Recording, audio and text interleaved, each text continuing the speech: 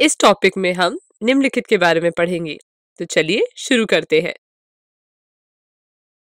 इस वीडियो में हम सबसे पहले परावर्तन के नियम के बारे में पढ़ेंगे।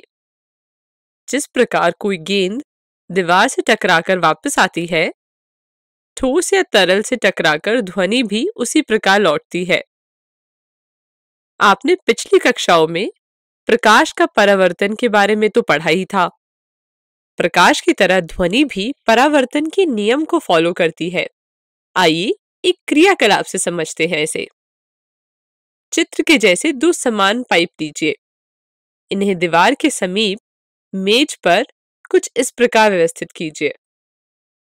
एक पाइप के खुले सिरे के पास एक घड़ी रखिए तथा दूसरे पाइप की ओर से घड़ी की ध्वनि सुनने का प्रयास कीजिए। दोनों पाइपों को इस प्रकार व्यवस्थित कीजिए जिससे आपको घड़ी की ध्वनि स्पष्ट रूप से सुनाई देने लग जाए। अब इन पाइपों और अभिलंब के बीच का कोण पता लगाइए। हम देखेंगे कि आपतन कोण बराबर परावर्तन कोण होगा। इसको हम परावर्तन का पहला नियम कहते हैं। और आपतित किरण, अभिलंब और परिवर्तित किरण एक ही तल में होते हैं।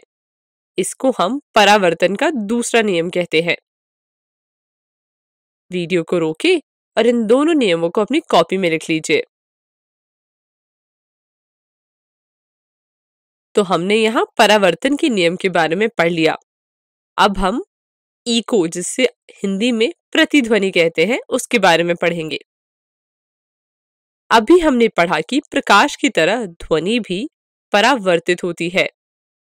क्या आपने कभी अनुभव किया है कि कभी-कभी जब हम चिल्लाते हैं या ताली बजाते हैं तो हमें हमारी ध्वनि दोबारा सुनाई देती है? जैसे आप एक पहाड़ के पास खड़े होकर चिल्लाइए तो आपको कुछ समय बाद अपनी ध्वनि दोबारा सुनाई देगी। ये जो ध्वनि हमें दोबारा सुनाई देती है उसे प्रतिध्वनि कहते हैं और अंग्रेजी में इको। पर क्या हमने हर जगह प्रतिध्वनि सुनाई देती है क्या? नहीं, हमें हर जगह प्रतिध्वनि नहीं सुनाई देती है। प्रतिध्वनि की भी कुछ शर्तें होती हैं। तो चलिए इसे समझते हैं। प्रतिध्वनि को सुनने के लिए मूल ध्वनि तथा परावर्तित ध्वनि के बीच में कम से कम 0.1 सेकेंड का समय अंतराल होना चाहिए। ऐसा इसलिए होना चाहिए क्योंकि हमारे दिमाग में ध्वनि की संवेदना 0.1 सेकेंड तक बनी रहती है। इसलिए अगर प्रतिध्वनि 0.1 सेकेंड से पहले आ गई तो हम उसे पहचान ही नहीं पाएंगे।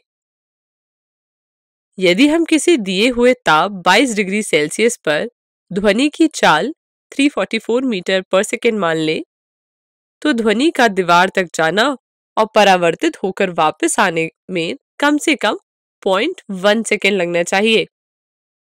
मान लीजिए सोर्स से परावर्तक तल के बीच की दूरी s है। यहां से हम कह सकते हैं कि ध्वनि s + s बराबर 2s दूरी 0.1 सेकेंड में पूरा करती है।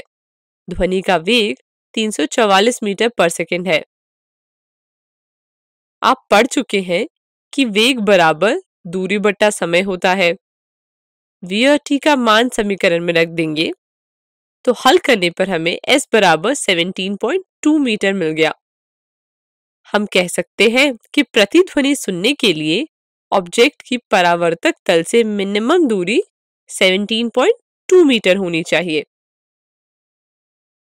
अब यह मानिए कि सोर्स और परावर्तक तल के बीच की दूरी 14 मीटर है, तो क्या हमें प्रतिध्वनि सुनाई देगी? सोचकर बताइए तो जरा।